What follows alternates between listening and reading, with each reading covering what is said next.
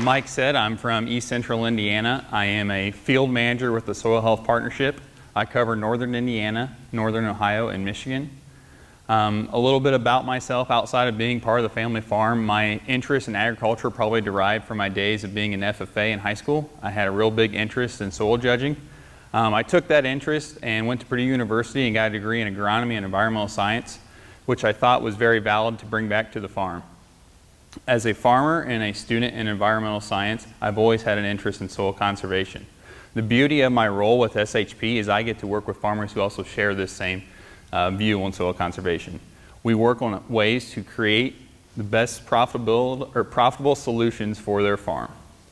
I love the open and candid conversations I get to have daily with my growers. Whether I'm wearing my SHP hat or my farmer hat, it's just really fun because I get to educate my growers just as much as they educate me. It's just a real synergistic relationship focused on the future of production agriculture. Our partnership does a lot for both growers and our sponsors. At our car, we're an on-farm trial that is a farmer-led initiative. We work with over 220 farms across the Corn Belt. We do plots working at how to manage cover crops, how to reduce the reliance on tillage in our our more productive soil health systems where guys have been cover cropping and no-tilling for years. We look at how to maximize the rates in which nutrients are applied. As a field manager with that partnership, I get to work with farmers daily setting up these plots and manage all the data and information going in and out. Some of the data that we measure is soil health, hybrid selection, yield, herbicides, fertilizer, and the economics of producing this crop. As Mike mentioned, the economic piece is very interesting to me because as a farmer, if a system doesn't make sense financially or doesn't pay, why would we do it? I believe the partnership does a really good job with this, and that's where our soil tests come into play. Growers of mine that's been in the program for 4 to 5 years have actually began to see upticks in both their organic matter, water holding capacity, and in some cases aggregate stability for their soils. The initial analysis of our partnership as a whole has seen that farmers that have been in the program for 2 to 3 years have actually seen a 1/5% increase in their organic matter. Now when you think about it, 1/5% is not really a lot. But when you do the research and to see how fast organic matter actually increases, being able to see that 1/5% over 2 years is a really key indicator that we are increasing soil health on those operations. Another cool thing within the partnership, at least I think so, is that these guys that are doing these cover crop plots have actually not seen a yield reduction. As a farmer, when I talk to other farmers, guys will say, I can't raise cover crops, I'm going to take a 20 bushel yield loss on my farm. Well, with all the data that we are combining in our partnership, we're not seeing that. The yield has been flat to same, so we as a partnership can say that you can try this soil health practice on your farm and not lose or not have any yield reduction, which is pretty cool for both the farm and the partnership. During my first 18 months with the partnership, there has been a lot of positives and benefits that's come through these trials. To begin with, I look at our no-till and our strip-till systems. There's a clear cost savings for these growers as they're making less passes across that farm. They're saving on machinery use, fuel use, time, and labor. And then on the back end, as they stay in these no-till systems, these soils are going to become more productive, saving those farmers a lot of money on costly farm inputs later in the years. Another thing about no-till is on my own operation, as we mentioned, I am from a family farm, and so there's a lot of dynamics that go into that. My grandfather's 86 years old and he still farms, and he's got the ways, the old stubborn ways and ways he's farmed. So as I joined the partnership in 2017, I had a bigger role in the farm. I decided I was going to start doing things my own way. And so we no-tilled some corn. And as Betsy mentioned last year in 2018, the harvest was just pretty much terrible as it was wet and went on forever. And it was one day, I think it was like 2 days after we got, a half-inch rain, and we decided we're going to go try and shell some corn. Grandpa went to his field and tried to shell it, and all he did was rut it up. There was no structure in that field because he had full tillage system in place. We went down to my field that I no-tilled that spring, and lo and behold, the combine and the grain cart went across with no issues. We had no compaction, no ruts, and actually no-tilled beans back into that field this year. And actually kind of made a believer out of my grandpa. But the cool thing is that actually saved us a couple days during that wet harvest because in our area there is a lot of full tillage. And as guys were sitting at home twiddling their thumbs, we're shelling 230 bushel corn and taking it to the elevator with no line, and it just saved us a lot of days. So it was a pretty big benefit that you can't actually put a dollar amount to, but you can just see that side of things.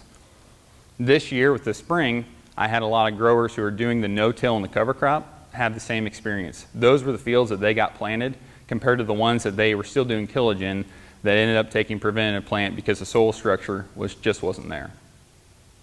In some of our cover crop trials, we've actually seen some pretty cool things as well.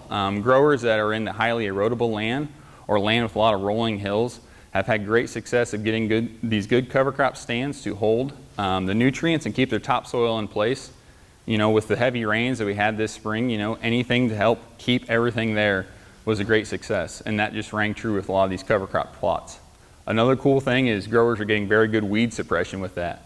As a farmer, you know, herbicide-resistant weeds are becoming a real big thing in 2019.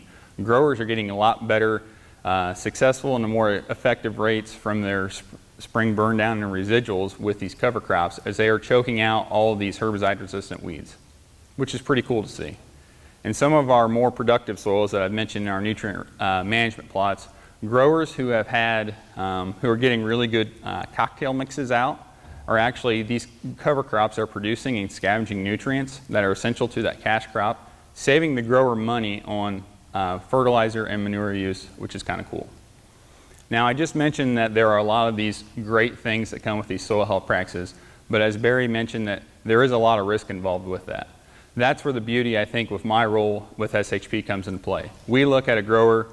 When we work with growers, we take one field of their operation and we say, hey, how are we going to work with no-till, cover crops, you know, nutrient management on that farm? And we try to figure out ways to mitigate all the risks going into that one field. We are with them for 5 years. It's a 5-year sign-up so that they can take the time and effort to learn and to expand it out to their operation. We're not saying, hey, let's go gun-ho year one and then, you know, you're going to have fits and it's not going to work. We work with the grower, hopefully, as the 5 years goes on to help increase those acres in a profitable manner and help mitigate the risk that goes into that.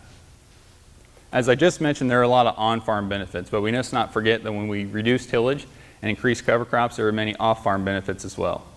As I mentioned earlier, with some of these spring rains that we had, having something growing out there on the farm or just reducing the tillage is cleaning up our water system, creating better quantity and quality for our waters.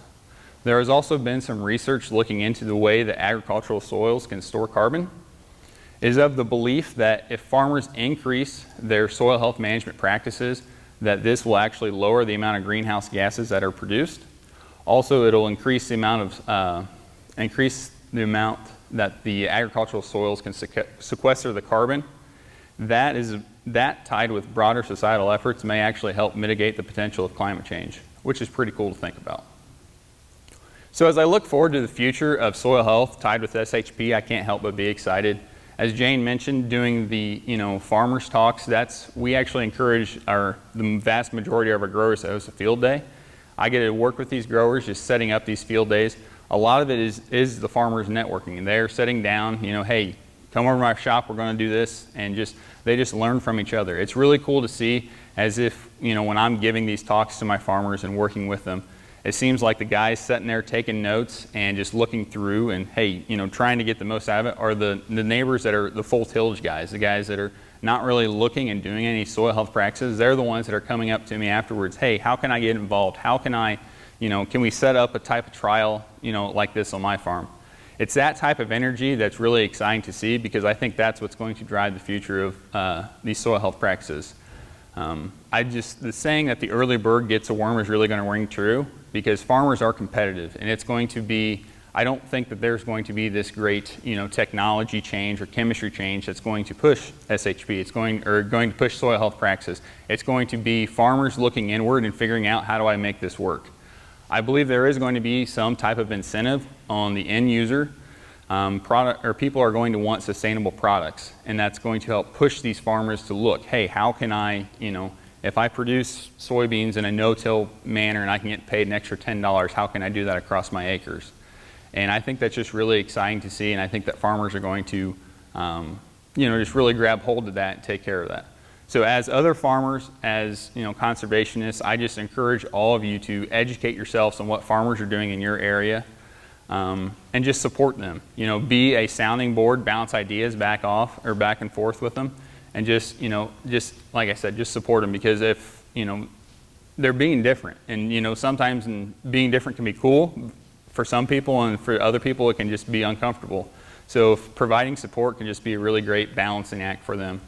And just in the words of like FDR, he said, "A nation that destroys its soil destroys itself." So just keep that in mind when we're having these conversations. So now is the time to be excited about the future of soil health.